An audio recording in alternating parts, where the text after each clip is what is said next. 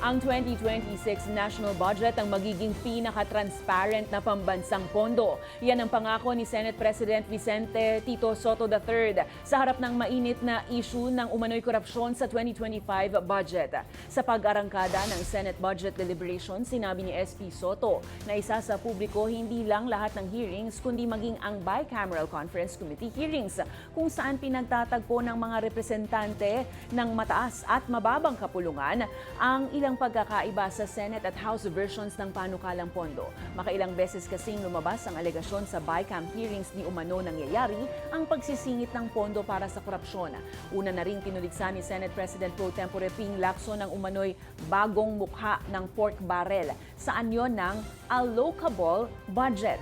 Ito yung sistema umano ng pag-a-allocate o paglalagay ng halaga ng budget bago pa man ang mismong detalye ng proyektong paglalaanan nito.